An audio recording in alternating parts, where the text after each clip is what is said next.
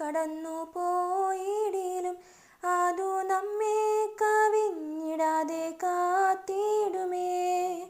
ആഴിയിൽ നാം കടന്നു പോയിടിലും അതു നമ്മെ കവിഞ്ഞിടാതെ കാത്തിടുമേ. തീയിൽ നാം ആകിലും ജ്വാല നമ്മെ തെല്ലുമേശാതിമ്മാനുവേൽ നടത്തിയിടുമേ. തീയിൽ നാം ആകിലും ജ്വാല നമ്മെ തെല്ലുമേശാതിമ്മാനുവേൽ നടത്തിയിടുമേ. ദൈവവചന ചിന്തകൾ കേൾക്കുന്ന എല്ലാ മാന്യ ശ്രോതാക്കൾക്കും ക്രിസ്തീയ വന്ദനം. ഇയ്യോബിൻ്റെ പുസ്തകം 27-ാം അധ്യായം 23-ാമത് വചനം. മനുഷ്യർ അവൻ്റെ നേരെ കൈകൊട്ടും, അവൻ്റെ സ്ഥലത്തു നിന്ന് അവനെ വിരട്ടി പുറത്താക്കും എന്നുള്ള വാക്യമാണ്. തിന്മ പ്രവർത്തിക്കുന്ന ഒരു മനുഷ്യൻ്റെ ജീവിതത്തിലെ പ്രതാപത്തിൻ്റെ കാലം വളരെ ചെറുതായിരിക്കുമെന്നും പിൽക്കാലഘട്ടങ്ങളെ നോക്കിയാൽ മറ്റുള്ളവരെ ഭയപ്പെട്ട് മറ്റുള്ളവരുടെ അപമാനം പേറി ജീവിതത്തിൽ മുൻപോട്ടു പോകേണ്ട സാഹചര്യങ്ങൾ അവനെ തേടി വരുന്നു എന്നും നമുക്ക് കാണുവാൻ കഴിയുന്നുണ്ട്.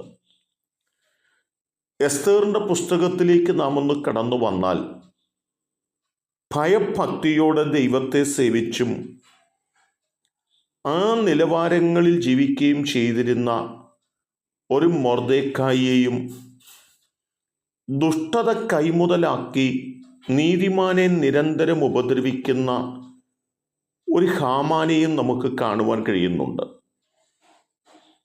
അഹശ്വേരോശ് രാജാവ് ഹാമാന് സ്ഥാനക്കയറ്റങ്ങളും മാനങ്ങളും ഒക്കെ നൽകി. അതിൽ ആനന്ദിച്ച് നീതിയോടെ ജീവിക്കുന്ന മൊർദെഖായിയെ ഇല്ലായ്മ ചെയ്യുവാൻ തൻ്റെ ദുഷ്ടഹൃദയത്തിൽ ആലോചന കഴിക്കുകയും അതിനുള്ള കരുക്കൾ നീക്കുകയും ചെയ്യുവാനിടയായി. എല്ലാം നേടിയ ഒരാനന്ദത്തിൽ ഹാമാൻ ജീവിച്ചു വരികയാണ്. അഹശ്വേരോശ് രാജാവ് താൻ സ്നേഹിപ്പാനിരിക്കുന്ന, താൻ മാനിപ്പാനിരിക്കുന്ന മനുഷ്യന് എന്ത് നൽകണമെന്നുള്ള ചോദ്യവും ദുഷ്ടനായ ഹാമാൻ്റെ മറുപടി. ആ നന്മകളൊക്കെ മൊർദെഖായിയുടെ ജീവിതത്തിനകത്ത് ലഭിക്കുമ്പോൾ ഹാമാൻ തൻ്റെ വീട്ടിൽ ചെന്ന് ഭാര്യയോട് പറയുമ്പോൾ പറഞ്ഞത്, മൊർദെഖായിയുടെ മുമ്പിൽ നീ വീഴുവാൻ തുടങ്ങിയിരിക്കുന്നു എന്നും അവൻ ഒരു യഹൂദ വംശജനായിരിക്കൊണ്ട് നിനക്കവനെ ജയിപ്പാൻ കഴിയില്ലെന്നും ഓർമ്മപ്പെടുത്തുന്നുണ്ട്.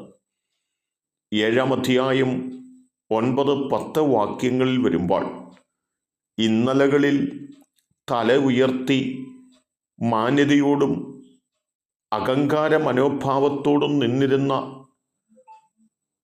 ഹാമാന്റെ ജീവിതത്തിൽ ഇപ്പോൾ തല കുനിച്ച് അപമാനഭാരം പേറി ജീവിതത്തിൻ്റെ അവസാന നിമിഷങ്ങൾ എണ്ണി മുൻപോട്ടു പോകുന്നതും തന്നെ കാണുന്നവർ തല കുലുക്കി തന്നെ പരിഹസിക്കുന്നതുമായ ദൃശ്യങ്ങൾ നമുക്ക് കാണുവാനും മനസ്സിലാക്കുവാനും സാധിക്കുന്നുണ്ട്. ഇവിടെ നാം മനസ്സിലാക്കേണ്ടത് എന്താണ്? തിന്മ കൊണ്ട് നേട്ടങ്ങൾ ഉണ്ടാക്കാം, പ്രതാപത്തോടുകൂടി ജീവിക്കുവാൻ കഴിഞ്ഞെന്നും വരാം.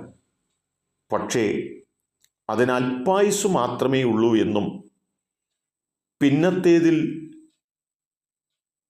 അങ്ങനെയുള്ളവരുടെ ജീവിതത്തിലെ തിന്മകളും ദുഷ്ടതകളും അവരെ നാശത്തിലേക്കും പരാജയത്തിലേക്കും കൊണ്ടുപോവുകയും അവരുടെ വീഴ്ച കണ്ട് മറ്റുള്ളവർ കൈകൊട്ടുകയും തല കുലുക്കുകയും അവരെ പരിഹസിക്കുകയും ചെയ്യുന്ന സാഹചര്യത്തിൽ എത്തിച്ചേരുമെന്നും ഓർപ്പിക്കുകയാണ്.